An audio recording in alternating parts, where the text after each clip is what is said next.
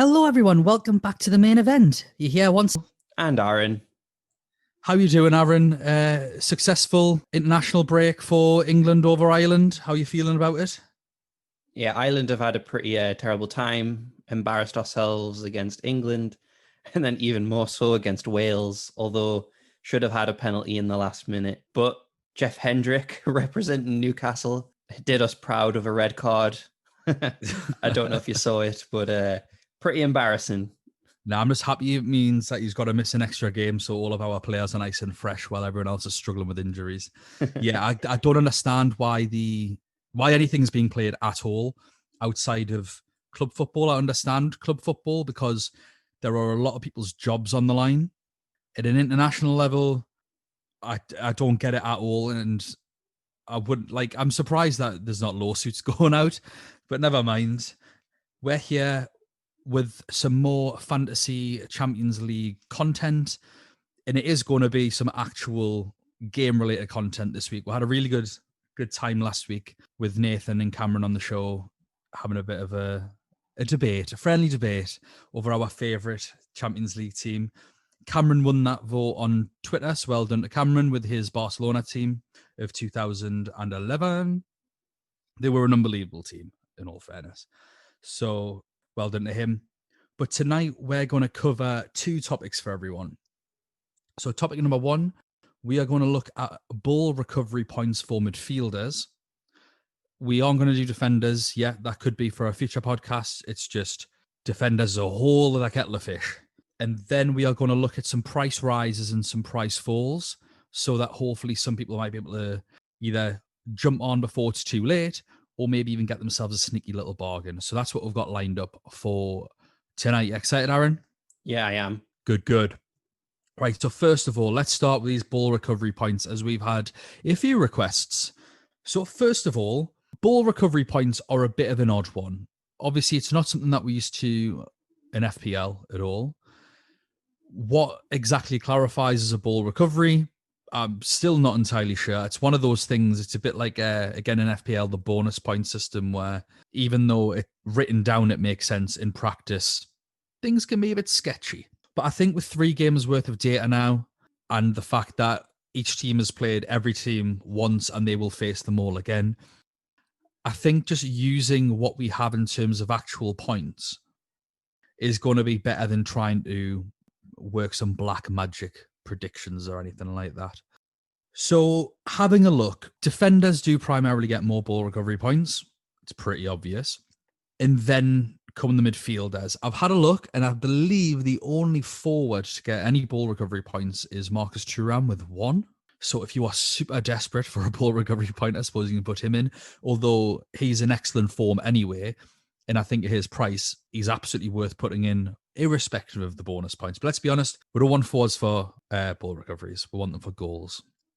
Looking at the prices, there seems to be a clear split. So having looked at the 30 midfielders with the most ball recoveries this year, only 3 of them are worth 7 million or more. So we have Corona, who has 13 recoveries, which is equated to 4 points. Arturo Vidal with 17 recoveries, which is still only equated to 4 points. And Rabiot with 18 recoveries, which is equated to 5 points. But if we look at these points overall, Corona's obviously outstanding because he hauled in the last game. But Arturo Vidal's only got 8 points overall, and Rabiot's only got 11. So for me, they're beautiful numbers. And the reason is, we all want to be sneaky. We all want to get cheaper players that can potentially get us points. But the game actively sort of encourages it by its price point. So if a player is worth over 6.5 million, to be fair, over 6 million, you know that they aren't right for ball recovery points. And if a player obviously is, going into those premium levels, then we are expecting more than ball recovery points anyway. So what I wanted to do is I wanted to look at some of these players falling between 6.5 and 4.5 million and sort of put a bit of a plan together using ball recovery points as a way of safeguarding. So this is my plan and it's something that I will be looking at. So First things first, in my mind, what I'm thinking is premiums. Premiums, if they don't get a goal or an assist, they are useless in this game, especially with no bonus points. It's just goals, assists. Obviously, you can get a clean sheet point, fair enough. And then your recoveries. So even players at 8 million, your fatties, your Comans, they aren't getting ball recovery points. And the higher the price goes, it's just the less ball recoveries they are, because football now is obviously played with wingers that in this game are classed as midfielders. So what we get for having essentially an out of position forward as an extra point for goals and more premiums across your team, because you only have 3 forwards. So now you can essentially have 5 or 6 or 7 forwards. Is you're going to take the hit on the ball recovery. But ball recovery points, generally, if you've got someone that is good at getting ball recovery points, it only really equates to an assist anyway. So thinking of that in my mind, I'm presented with a fantastic opportunity by the game due to the substitution rule. So if I can predict which player week in, week out is going to get me 3 ball recovery points and they're going to play 60 odd minutes, so that's 5 points. Then obviously if they get any more, that's a bonus. And if they get a clean sheet, that's a bonus point. But just as a bog standard 5 points, that will allow me to cover for Tuesday night players who blank. Because we have seen Kingsley Coman come away with 2 points. Nabry's come away with 2 points. There are big players in this game coming away with 2 points because they offer nothing. So what I'm thinking of is picking 2 players on a rotation, one that plays the Tuesday night and one that plays the Wednesday night, because the following week, one's going to play the other day. So the one that was playing Tuesday will play Wednesday. The one that played Wednesday will play Tuesday. In this player, at 5 points, is a midfielder with an assist that will come in for your premium asset that's blanked. So going through some of these players, and I want to sort of hit, some price points here so that you can get an idea of what's right. But 10 players who started the game at 5.5 million are in the top 30. 8 players who started the game at 6 million are in the top 30. 4 players who started at 5 million. We've got 3 at 6.5. And 2 players in the top 30 started at 4.5 million. So the obvious choice here is Casemiro, Real Madrid.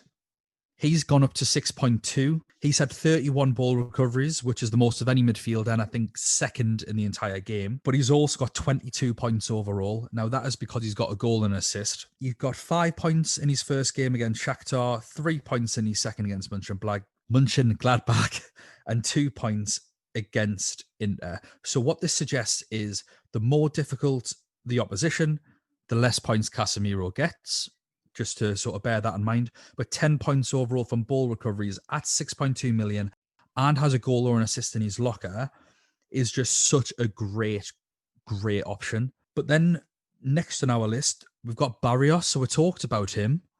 And, lots of people were wondering, is he worth it? Is he not worth it? 30 recoveries overall and 14 total points. Now, over the course of 3 games, that's absolutely brilliant. It's just under 5 points a game, and one of those is for a yellow card, I believe. So he's got 3 ball recovery points in all 3 games. So he's just super consistent. And if he can avoid a yellow card, then Barrios is getting you the equivalent of that assist every game for 4.5 million euros, which, even at its worst, is just an enabler for other players at 4.5 million. Next, we've got Danilo Pereira, who we questioned positionally a couple of weeks ago with why Tuchel was playing him as a centre-back when he's such a great holding midfielder. He's got 15 total points. 9 of them are ball recoveries. 5.5 million. He's on the up, so he's had 2 points, then 3 points, then 4 points. So again, this is about targeting fixtures as well. If some players will get more ball recovery points because they're playing more difficult fixtures, they've got to sit back. And some players will get more ball recovery points against weaker teams because they can just pick the ball up whenever they want. Surprise entry to this list, Fred at 5.6 million. He's only played 2 games and has 7 ball recovery points, 24 recoveries overall. So if you look at that and, I honestly do think they really missed him against Istanbul. In those recoveries, would probably agree with that. So if he comes back into the team, he's such a fantastic option. He's got 15 total points as well in just those 2 games, but he obviously got attacking returns against Leipzig. Kulikov, 5 million euros, 12 points overall, really good value. He's got 3 points, 2 points, 2 points in terms of recovery. So he's looking at that 5.4 point mark. And this is where we start really seeing that drop off from now on, whereby for me, this is the bottom of the barrel in terms of looking at ball recoveries for midfielders. Herman Herrera at Atleti has 13 total points across his 3 games. 6 of those are ball recoveries. So again, that's just 2 points per game. This suggests that he favours weaker oppositions than stronger ones. Camara at 5 million, 11 points in total. Didn't get any ball recoveries in the first game and then has went up to 2 points, then 4 points. Not consistent enough for me. But lastly, interestingly enough, is Kajust at Midtjylland. 14 total points. So overall, same as Barrios, more than Camara, more than Herrera, more than Kulikov, more than Rabiot, more than Vidal. 4.5 million euros. Didn't get a single ball recovery against Atlanta, then got 3 points against Liverpool and 3 points against Ajax. So that suggests he could just continue on with that now, especially with Atlanta being a little weaker. But at 4.5 million, he is such a great enabler as well. So I wanted to look at a few rotations with these players, and I don't think it's rocket science to work out that Barrios is quite heavily involved in these. Because of 4.5 million, he will allow you to get 3 premium midfielders essentially, because you can get a premium midfielder in Kingsley Coman for 8 million or 8. You're going to go through the price rises. He's gone up now, but let's say 8.2, 8.4 million or whatever. Then, you can get one of your big hitters, a Mane, and then someone else. So Barrios rotates really well with Casemiro if you want to invest a bit more, which is my number one recommendation here. Barrios and Casemiro, because they cost a combined 10.7 million and they play on opposite nights. If you're looking for a medium sort of option, you've got Barrios and Kulikov at 9.5 combined. But honestly, I genuinely would think of going Barrios and Kajust. 9 million in total. They'll cover each other well.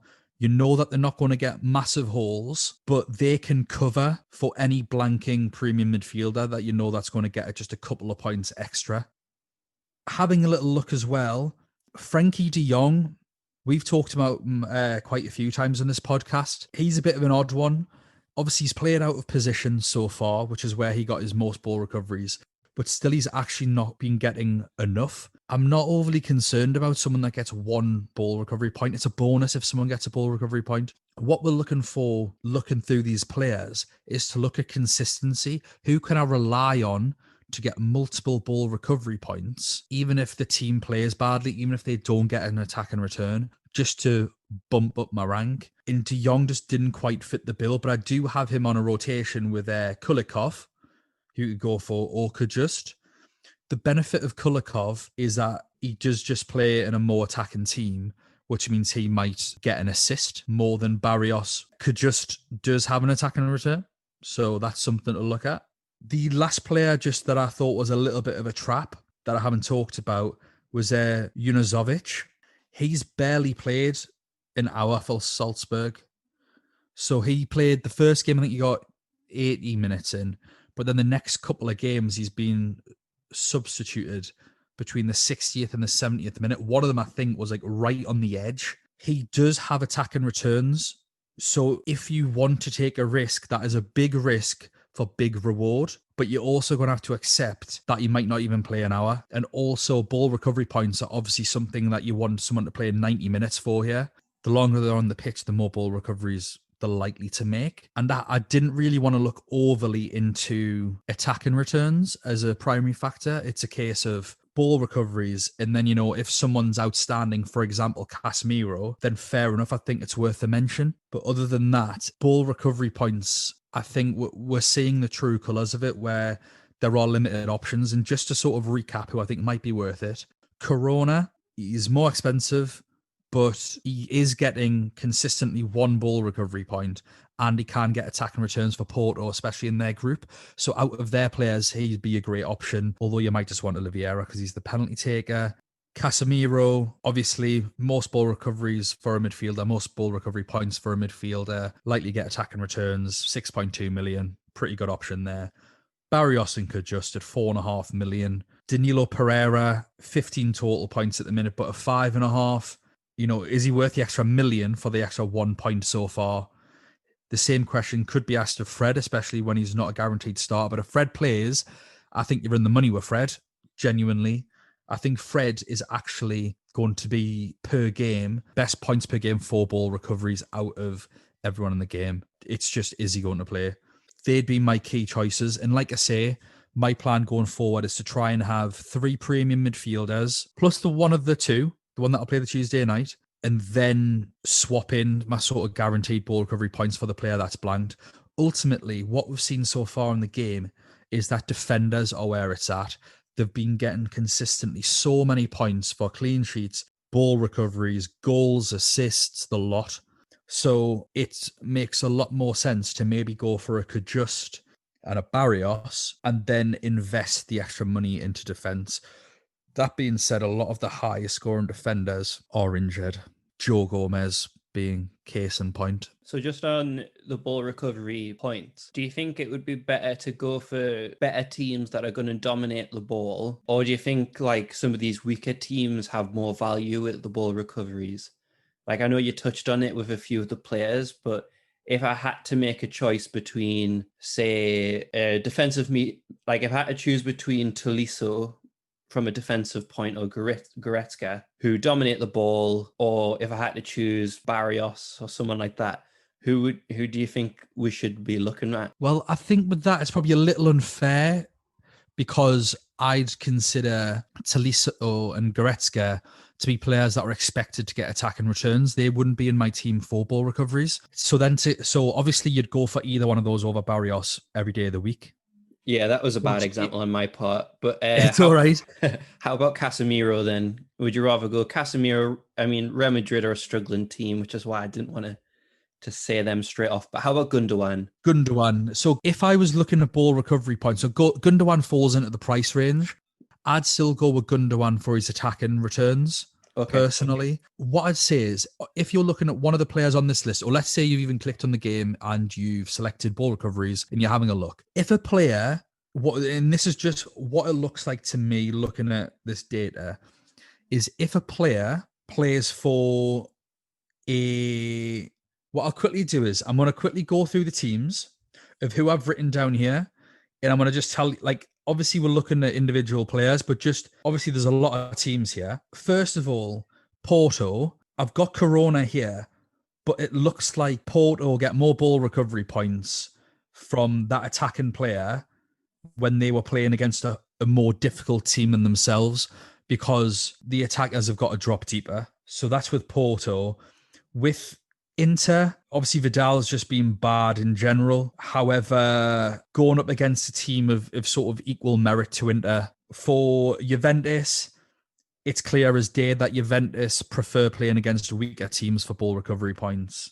In terms of midfield, Real Madrid, they prefer, as far as Casemiro goes, what this looks like is the more attacking the team, the more he will get ball recovery points. He's not someone that that'll just sort of sit around waiting for it. It's a case of he's most alive and he's at his best when Real Madrid are a little under the cosh. So the more attacking a team is, the more likely he is to perform well. However, the higher quality of attacking player, he does worse. So that's something to be aware of. So he's great against a team that'll attack loads, but whose players require the quantity of attacking opportunities than a cutting edge, for example. Barrios has just been solid throughout all three, and you wouldn't go for anyone else from Zenit. For PSG, again, a bit of a mixed bag with them. I wouldn't be able to sort of guess, but also with Danilo Pereira, he's been playing at centre-back, so his points are probably more skewed to everyone else because what he's getting are centre-back points, which actually, that could work if you want to put him in midfield. The only issue is he's not going to get the the clean sheet points from that. Fred definitely likes playing against teams that are going to attack 100%. So if Fred's in the team, you want him to be playing against PSG and Leipzig every week, essentially. I think every team that Man U have faced has been like wanting to attack. I think even Istanbul was probably the best attacking team they've Yeah, faced. it's a really attacking group. So yeah, I totally agree. Honestly, if Fred plays, it's 7.5 points per game so far. Which isn't bad. It's absolutely brilliant. Yeah. Really good. It's higher than a lot of premium midfielders. Atletico, they're clear. The harder the team, the worse they do. They're like mopping up weak attacks because they'll sit, they'll absorb the pressure. But if a team's really, really good at cutting them open, as it sort of suggests, they're not best equipped to deal with it. So Atletico, generally, if they're playing against a really weak team, then yeah, great. But other than that, because I don't think they've got a very weak group at all. I think they've got quite a deceptively strong group, especially in Salzburg. So yeah, it's not a surprise that if you're going to go for Atletico Madrid players, Moscow's the one to target for ball recoveries, in midfield at least anyway. Could just not too sure what happened with that Atalanta, but they were obviously in really good form at the beginning of the season. Looking at the Ajax game and looking at the Liverpool game, I don't think Midtjylland were overly outplayed. So I think that suggests that these are going to do well when they're playing against a strong team that perhaps aren't in the best form. And yeah, I mean the others I wouldn't really go too deep into. Like Camera, I wouldn't go for 11 points in total. I just wouldn't go for him anyway.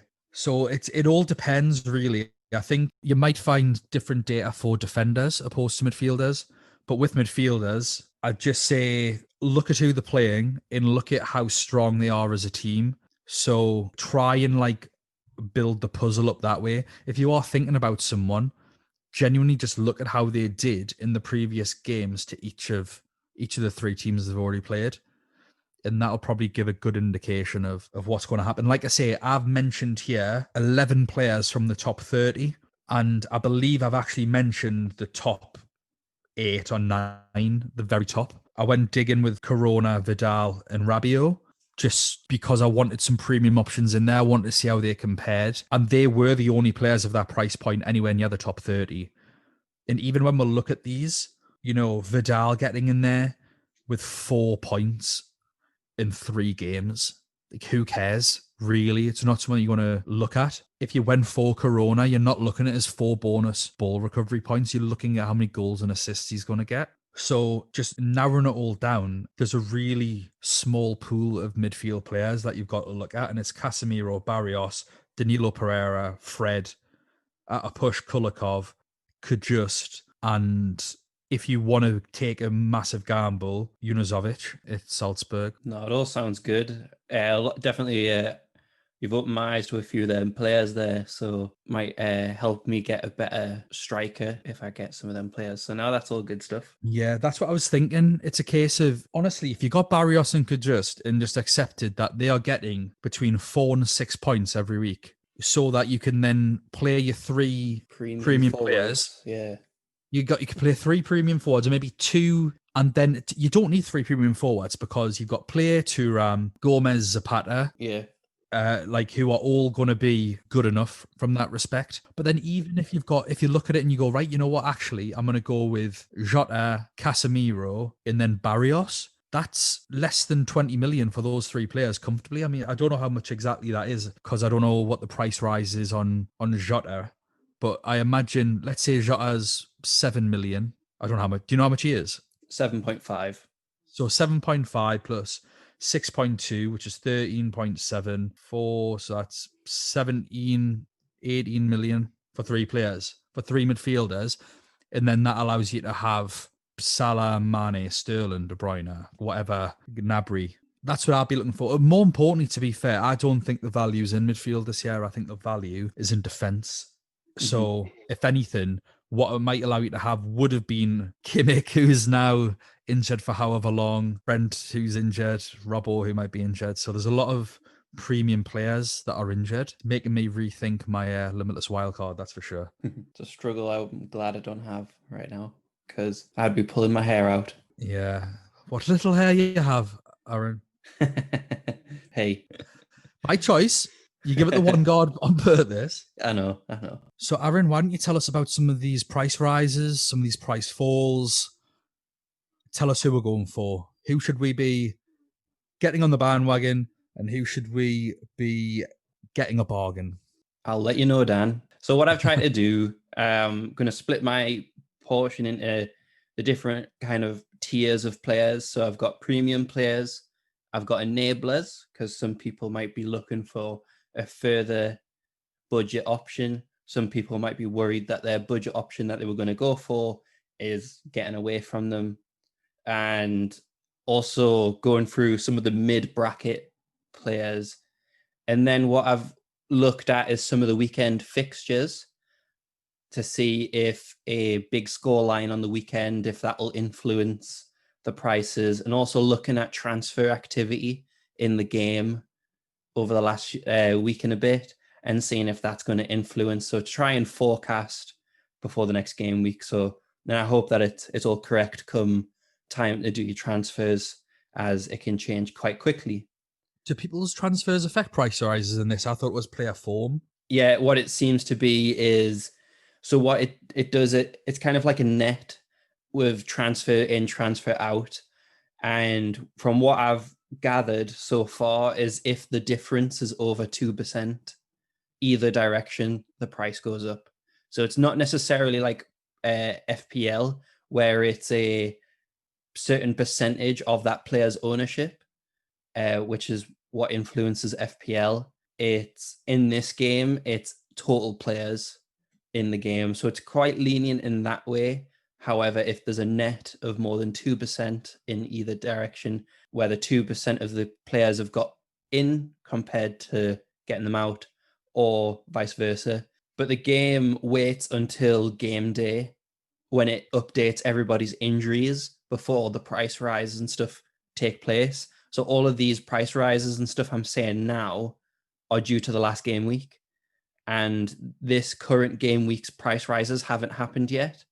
So that's why I'm trying to predict to give you all like kind of a head start. And I hope it is correct. It's not, I Fingers mean, crossed. trying to understand how price rises work in fantasy games is kind of a lost cause sometimes, because I feel like the gamers just kind of do what they want. But anyways, we'll go to premium options first. For goalkeepers, there's only been one price change for a premium goalkeeper, and that's Oblak, who's now 5.9. A lot of people are getting rid of him, and I think on Atletico Madrid's form, that's not surprising. I'm sure people are getting rid of Oblak and looking to get another 6 million goalkeeper in.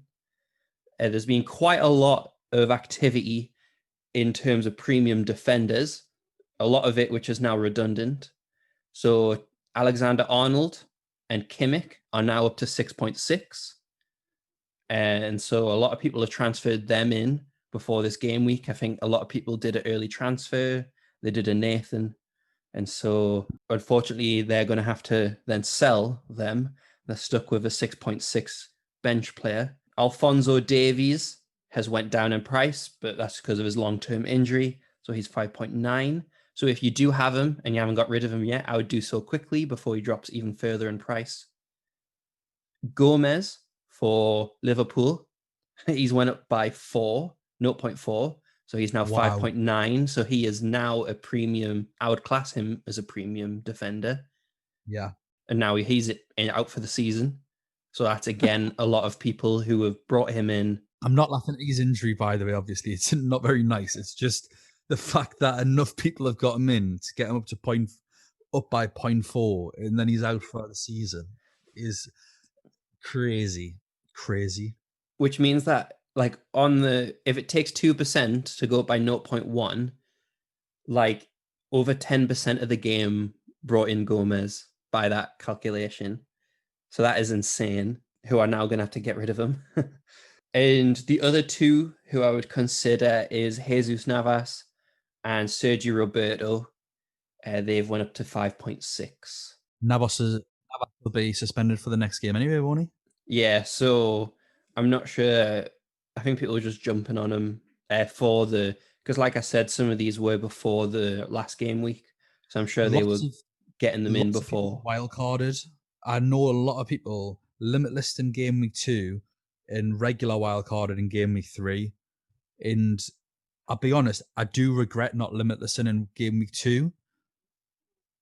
And it's a lesson learned for next year because I already know what I'm doing next year as a chip strategy. I'm really happy I haven't wild carded, like standard wild carded yet, just with what's happening at the minute. It's just crazy. It's absolutely crazy. So Hakimi, over 2% of the game have got rid of him. So that means that a price drop is imminent for him, unless a few people bring him in before the prices all change, again, to balance out that 2%. So if 1% of the game bring him in, there'll be no price change. However, 2% of teams have dropped him. Another player who I am going to end up butchering his name, Mönchengladbach defender Benes Beni. Benzabiani. Yeah, That's how I'd go for anyway. I could be wrong. I'm not wherever he's from. I don't speak that language.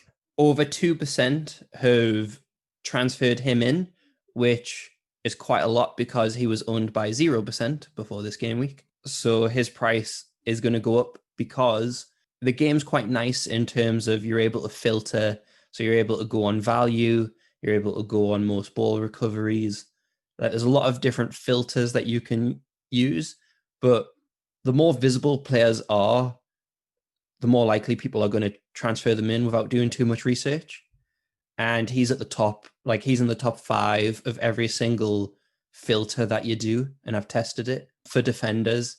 And so he is going to go up before the next game week. He scored 14 points in the last game week because he scored a point, 8 ball recoveries, and a clean sheet. He scored 9 in game week 1, despite conceding 2 goals. Yeah, he's got a pen, didn't he? Yeah, so I think he's going to go up. So he's 5.5. So I would consider that bordering on a premium defenders because that'll take up quite a lot of budget. So he's a player that if you are going to bring in and that you're thinking about bringing in before you play Shakhtar again, I would do so the day before all of the transfers to make sure he doesn't get injured on the weekend. I mean, the day before the deadline, because on that day of the deadline is when all the injuries get entered into the game, which means that his price will change on that day. So bring him in on the Monday before the Champions League. That's my advice for him. Premium midfielders. So there's been a few interesting price drops. So Gnabry is now 9.9 for those who are interested in him. I think he's still quite highly owned, but because obviously he was injured, I think a couple of people got rid of him. I don't know how interested you'll be in the next 2 players, but Hazard and Leroy Sané, they're now 9.4. Is that Eden Hazard or Torgan? Eden, sorry. Yeah, I forgot his brother plays for Dortmund. Yeah. Eden Hazard is now 9.4. I don't know where he's at with his injuries. It just constantly seems to be injured or comes back, and yeah, I don't even know. But I think he scored before the international break. Yeah, he So did.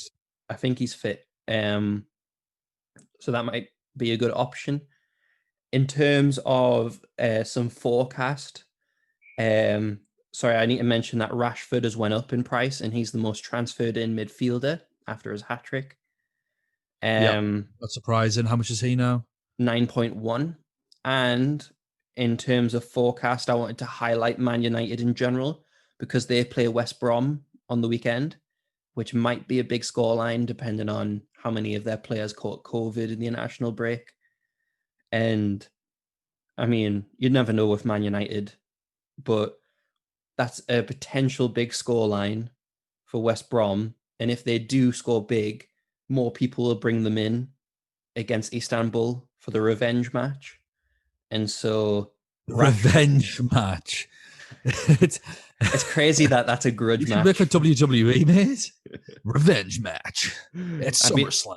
I've been watching too much NFL because there's been a lot of revenge matches coming up for Thanksgiving and stuff. But 2% have transferred in Rashford, and also Ziyech has been transferred in by 2% as well.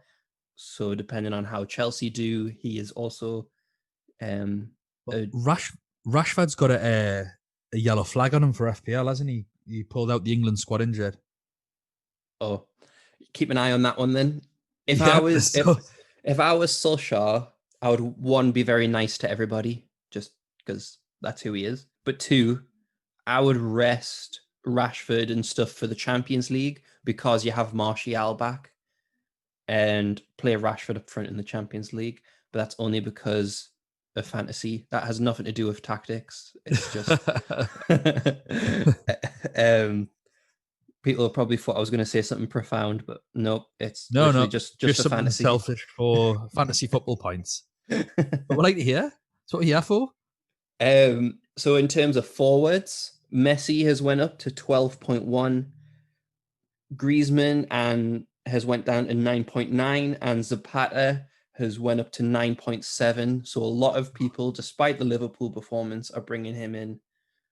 And Yeah, even still, if you, one of the filters on the game is most transferred in the last 24 hours, and Zapata is, I think, fifth on the list at the time of recording. he's right on So my radar. So much. If I wildcard, limitless wildcard, whatever, it's going to be hard not to get him in, especially with Liverpool's depleted defence. And then obviously he's already got a couple against Ajax and a couple against Midtjylland as it is. mhm. And in terms of premium forwards, Ronaldo and Haaland, they've both been transferred in by 3%.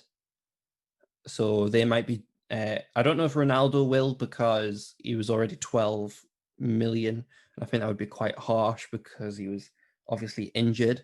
But Mbappe, if you haven't got rid of him yet, I would really strongly advise you to do so. He's the most transferred out player in the game, and in the last 24 hours as well. And he's been dropped by 3%. And obviously, nobody's going to bring him in.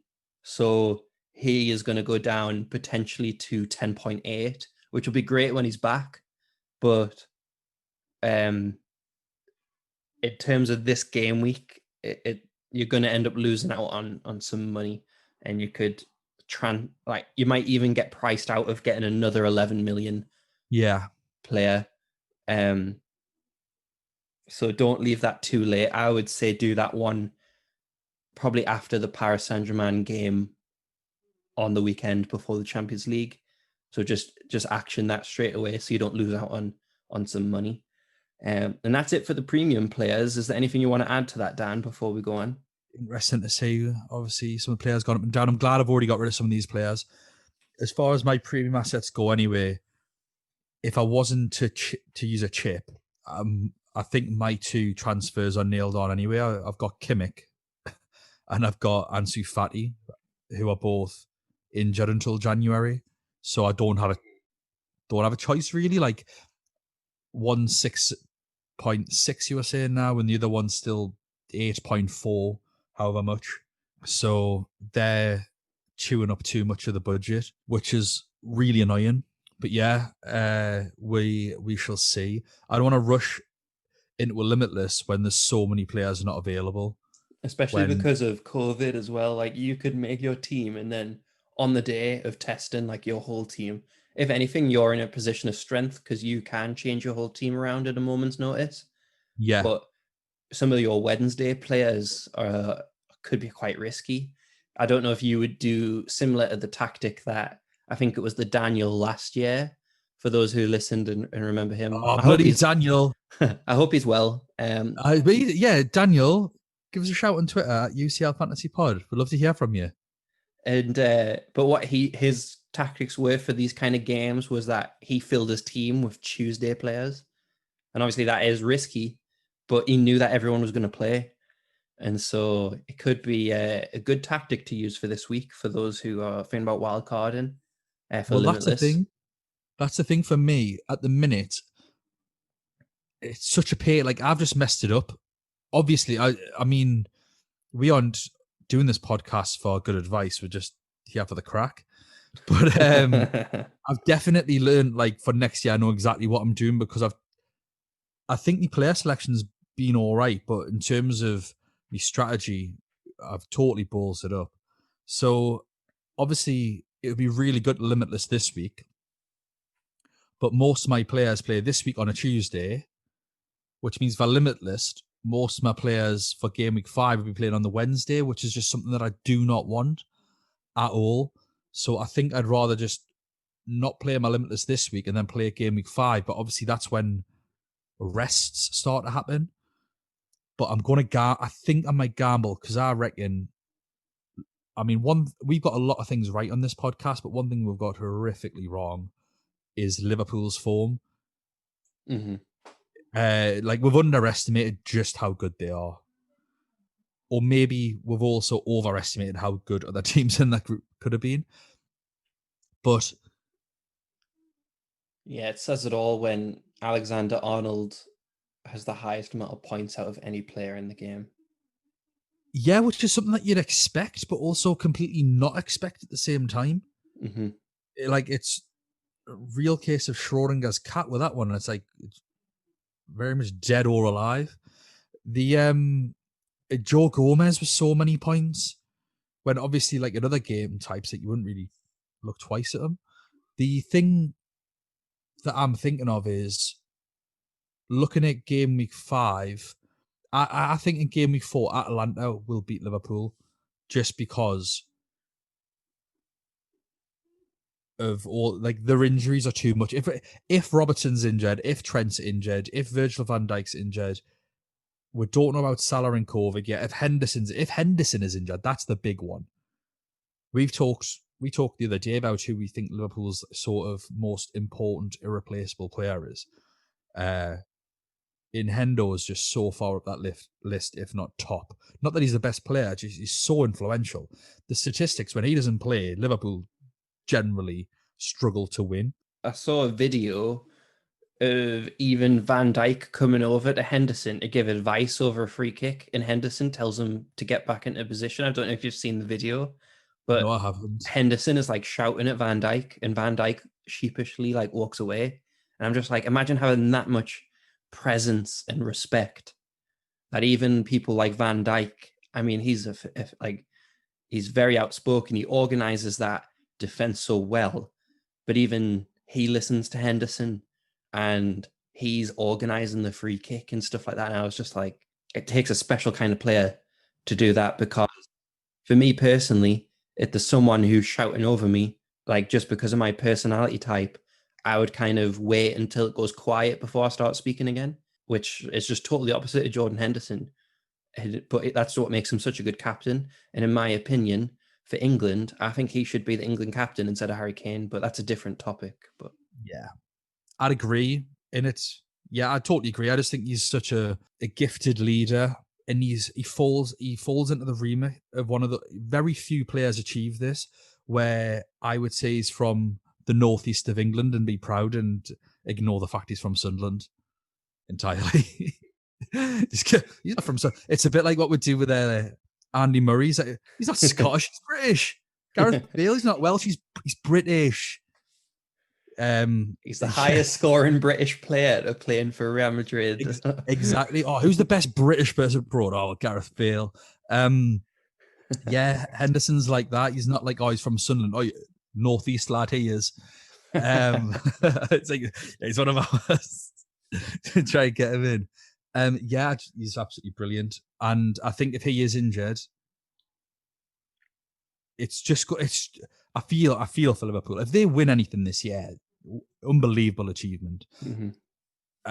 But we need to, obviously, this, for the benefit of people listening, we are recording this on a Monday night, so we've had 2 of the 3 international games played for each country. God knows what's going to happen in the third. Who knows how Corona will strike the virus, not the winger for Porto. So yeah, it's all ifs and buts and guesses at the minute. It's plan the best you can, but I think it is a bit of an outlier season, and sometimes I think it is good for your attitude not to plan so much, because you're less disappointed when the chaos that is our world just comes and bites in the backside. Yeah, exactly. So just want to continue with some enablers. So for what I've priced this category as is up to 7 million for forwards, but everyone else up to 5, just because I think forwards are so expensive in the game. So for goalkeepers, so many price drops. Um, there was 31 goalkeepers Wow. who have dropped from 4 million to 3.9. So if you're looking to really attack with the rest of your team, be aggressive, you're not interested in subbing out your goalkeeper. Although I would recommend it, it's a good tactic, but you're looking to keep your budget for your attacking players. 31 players are now 3.9, so that is a good option. And 6 goalkeepers have went from 5 million to 4.9. However, only Dean Henderson is the only one with 1 point. So the others have kind of got 0. Most of the goalkeepers have stayed the same in the budget option besides these. And Mendy for Chelsea and Banu for Sevilla have went up in price, 5.1 for both of them. Yes. Take So the rise. Take the rise. so yeah, that's for goalkeepers. Uh, defenders have had a lot of price drops as well. Bit of chaos, to be fair, I like it. and some potential bargains for some people. Although you'll probably tell me they're all injured. Um, so 19 defenders have went from 4 million to 3.9, but no one of note. There's a couple with like 1 or 2 points, but it's not enough for me to tell you to get them in. Um, However, 48 defenders have went from 4.5 to 4.4. 48. Like, that's insane. So some defenders of note is Douglas Santos and Yuri Zhirkov, who have got 7 uh, points each for 4.4. Although Zenit, they have to face Lazio and Dortmund again. Might be good for ball recoveries for 4.4, but I wouldn't say rush out to get them. I think the main one to get is Saw. I think he plays for Porto. I'm just going to quickly check. Yeah, plays for Porto. Um, he played in the last game against Marseille, kept a clean sheet, even and got 6 points, even though he was the one that gave away the penalty. Malang saw, and he played in the first game against Man City for 80 minutes. So it looks like he could play in the reverse fixtures of all these games, and he Yeah. is 4.4. And so could be worth a gamble, especially because Marseille don't look great. So it could be a clean sheet waiting to happen there. That's a good shout. That's a really good shout. Might struggle, obviously, Man City game week 5, but then You've got Olympiacos the week after, Olympiacos don't game you? week 6. Mm-hmm. Yeah, champion. Sounds really good, that. And then you've got Christian Romero for Atalanta. He's went up by 0.4, just because he was at the top of everyone's filters. So when they're visible, they're more likely to be bought. And so he's now 4.9. So he's starting to escape that budget option. He has the most ball recovery points of anyone in the game, I think, from when I Mm-hmm. looked.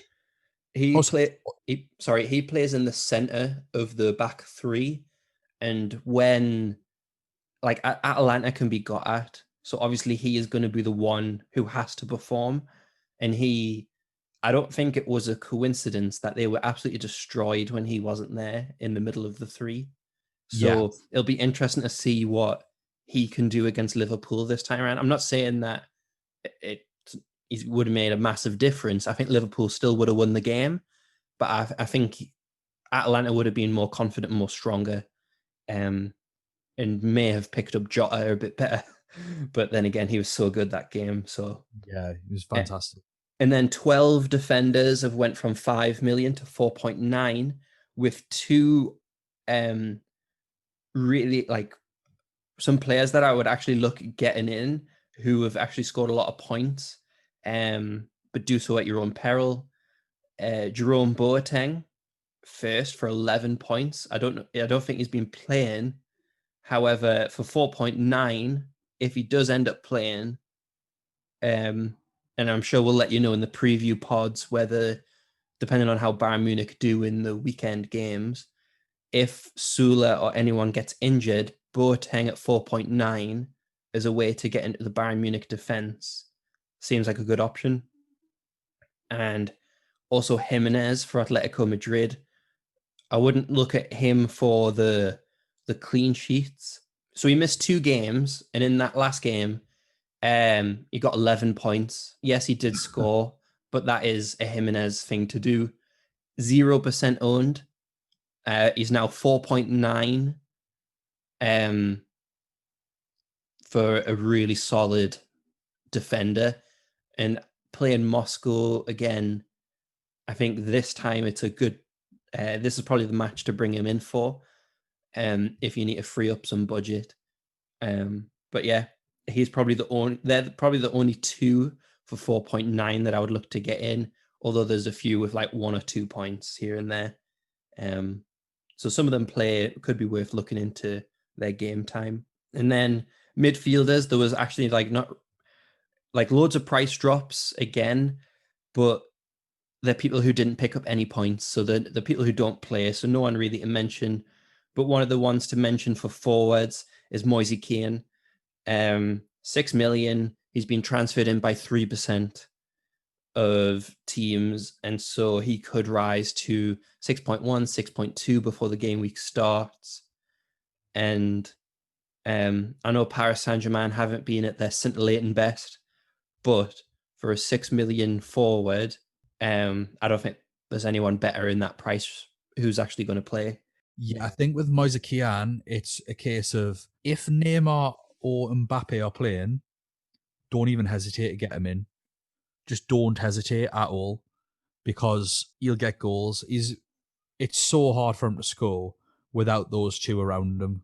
I think if you are going to get him in, his price is a kind of on that border of going up, and so he could have a price rise coming up. I fancy that. I like that as a shout. Again, I'm just stuffed for my injured players. I don't really have too much of a choice. So just some other players. Fatty, even though he's went up by 0.3, get him out your team. Like, sell high because he's out till January. He's been sold by 3%. Nobody's bought him in. So if you do have him in your team, me included, get rid of him before the price changes all happen. Thanks for letting me know. A good option for him. I wanted to highlight this Diego Jota. 9% of teams have brought him in. Wow. So he is looking that he could go up to 7.8, 7.9 before the game week starts. So if you are making that jump, again, do so before the price changes. I'm just going to say that now, so I don't have to keep repeating after every player. do all of everything before the price changes again. Yeah, maybe do it on like Monday morning after the weekend games have been played and before the game updates, because I think while you listen to our podcast on the Monday. Yes, exactly. Well, you'll listen. Yeah, this podcast will be out. So listen to this. Get the changes in. With for me, I think it's going to be sell Ansu Fati at 8.3, bring in Diego Jota. What's he 7.5 at the minute? Yeah, 7.5 right now. But with so many people bringing him in, you need to get him in quickly.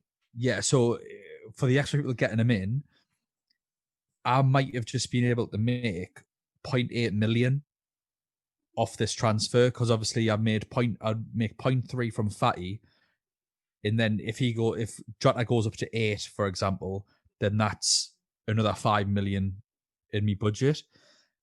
So that makes it, even if he doesn't return, that'd be a nice little wedge of money to add to that 105 million budget that we get when it rolls over.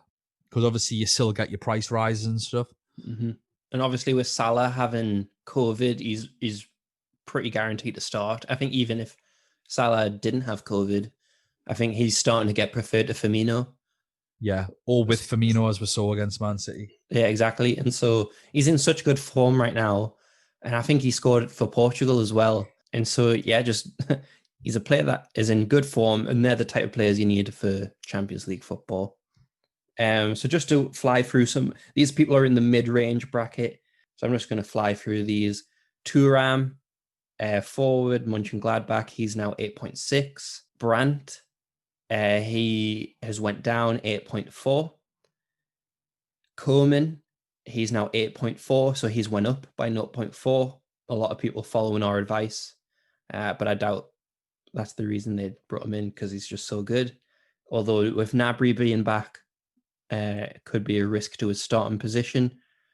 Cavani, I doubt people had him in, but 8.4. Sabitzer is an interesting one. He's went down to 8.4. And now that he's returned from injury, unless he got injured again, not that I'm aware of, he looks like a good option. Luis Alberto, 8.4. Ousmane Dembele has went up to 8.1. Correa for Lazio, 8.1. One I wanted to highlight was Ajax have been hit quite hard with price drops throughout their whole team. So try and get early news if you can. Although they do play on Wednesday, it would be interesting to see what team they put out on the weekend, because they have had price drops in every position. And one of note is Quincy Promise. He's not been scintillating in the Champions League, but he has played every game. And he's 7.9 against Midtjylland. And so he could be an interesting player. Stindl, sorry. Mike Tyndall, the rugby player. So I put the S, quite a bit of a gap between, because this is all in my handwriting. There was a big gap between the S and the T, so I thought S was like his first initial. S. Tyndall. um, It's that silent S in Mike. so he's went up by 0.4, so he's now 7.9. So that's quite a lot for him. Yeah. Tolisso has went up by 0.2, so he's 7.7. Hummels has went up to 5.1. Kurt Zuma, 5.1. Hakuna Matata, sorry. Acuna, 5.1. Ferran Torres, who's been good in the Champions League, he's 7.6. Goretzka, 7.6, so he's went up by 1. This is one I wanted to highlight. I want to get your thoughts, because you might know this one more.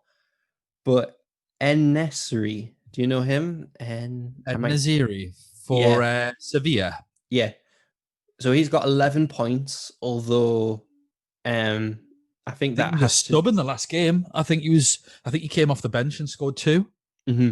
And so he is dropped. He's 7.4, but he is. I thought that was quite interesting, because obviously I want to highlight players who have had a price drop, but have scored a lot of points. So that one was one I wanted to highlight. Yeah, I think he's probably just priced out of it, to be honest. Mm-hmm. Because if either just one of them, Neymar or Mbappe, are back, I'd rather have Moise Kean.